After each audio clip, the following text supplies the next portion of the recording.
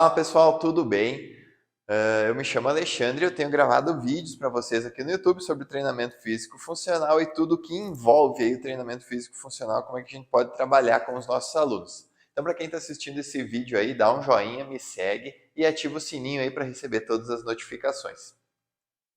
Na aula de hoje a gente vai falar sobre liberação miofascial, que é aqueles rolos de espuma. Deixa eu pegar um aqui. Liberação miofascial, quais são os benefícios de utilizar essa ferramenta. Primeiro eu vou falar um pouquinho da ferramenta. Então ele é um rolo cilíndrico, ele varia o tamanho, tem uns mais curtinhos, outros são um pouco mais longos, tem uns que são mais macios, tem outros que são um pouco mais duros.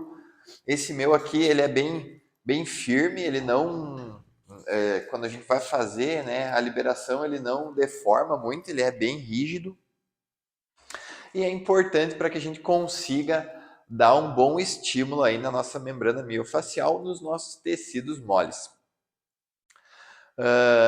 Então, da onde que surgiu a ideia de liberação miofascial? Liberação miofascial ela vem em conjunto com a fisioterapia.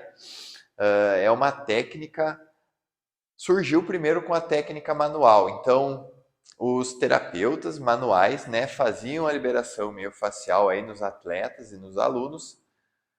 E isso aí, com o tempo, o pessoal observou que havia uma melhora significativa aí da performance, uma melhora na recuperação de lesão e uma melhora para o pós-treino, vamos pensar assim, esses alunos eles se recuperavam e não ficavam com aquela sensação de fadiga. Então, o rolo de liberação ele é positivo nesse ponto.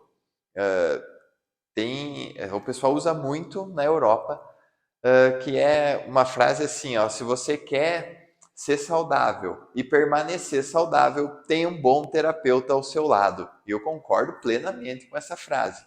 Porque a terapia manual, quando o profissional vai fazer, ele sente onde que está o ponto gatilho, ele sabe aonde a musculatura está precisando mais de atenção, né? Está precisando mais do benefício da prática da liberação, né? Da terapia manual. Mas grandes clubes, não só os grandes clubes, mas aonde haviam mais atletas, pequenos clubes, né, observaram a necessidade de realizar essas terapias, de realizar essa liberação miofascial. E aí o que acontecia? Eles não tinham recurso, um terapeuta custava muito caro, e então qual foi a alternativa que eles criaram para fazer a autoliberação miofascial? Foi com os rolos. Rolo de liberação, bola, tem algumas ferramentas também. Então, o que eu quero dizer com isso?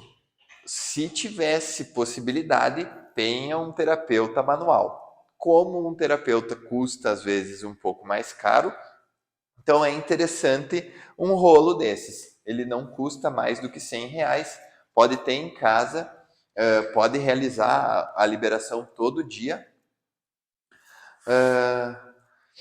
E é bem positivo, né, nessa questão de liberação das contraturas, liberação de nós, aderências, esses pontos gatilhos, isso tudo quer dizer a mesma coisa, tá?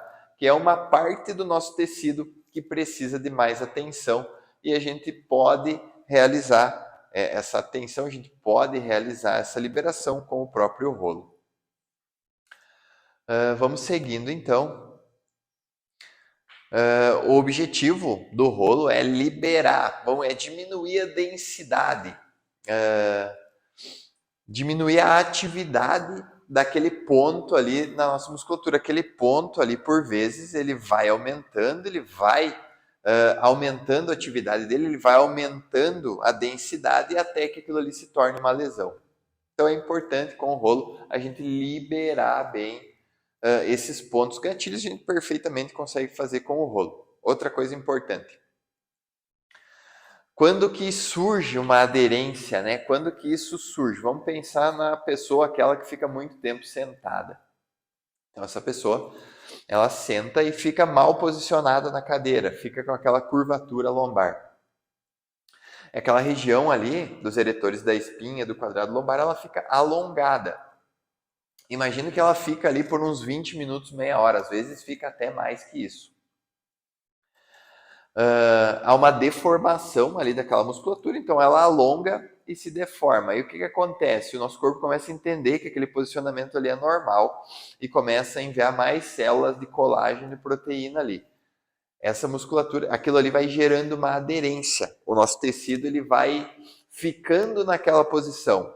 E aí qual que é o objetivo do rolo? É combater essa deformação.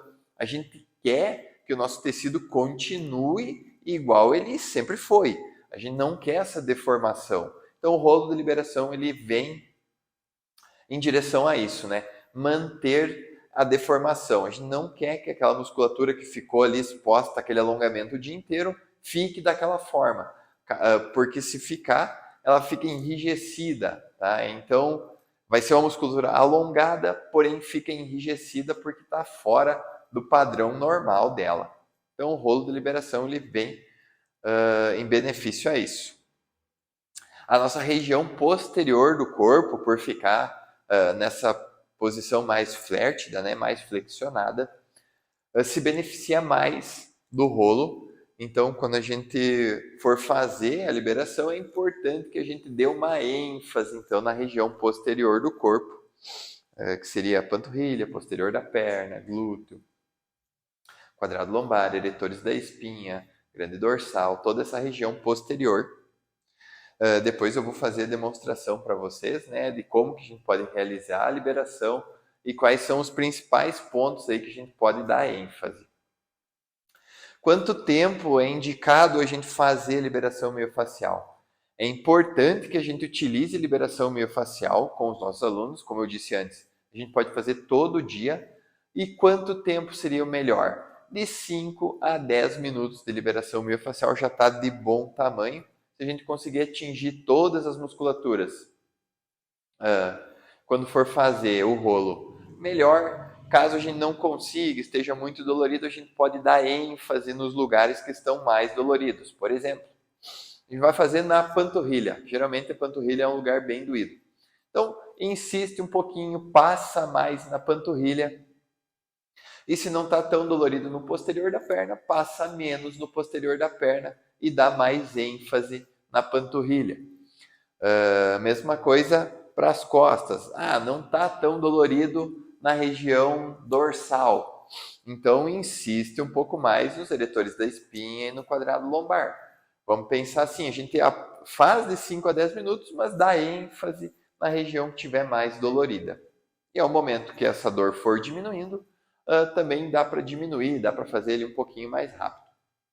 É interessante sempre fazer a liberação de uma forma mais suave. Então a gente faz aí em cada região uns 10 movimentos, né? Então a gente começa fazendo a liberação, passa na região que está mais dolorida de uma forma mais lenta, de uma forma suave, num período total de 10 minutos. E tá bom. Não consegui fazer em tudo, Alexandre.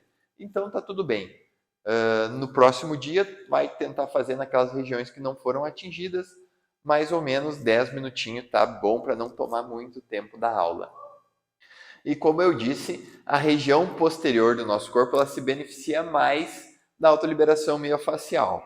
E o que a gente deve fazer na região anterior? Na região anterior, a gente deve alongar. Então, eu já falei isso em outros vídeos, né? Por a gente ficar nessa posição mais flértida, sentado durante o dia, então é importante a gente alongar toda a nossa parede anterior, gerando então esse antimovimento de flexão que a gente fica, né, durante o dia todo, ou principalmente os alunos e as pessoas que ficam mais tempo sentadas. Tá bem, turma? Então vamos para a parte prática agora. Vou demonstrar para vocês e vou fazer uns 5 movimentos para cada região que a gente deve fazer aí no nosso corpo.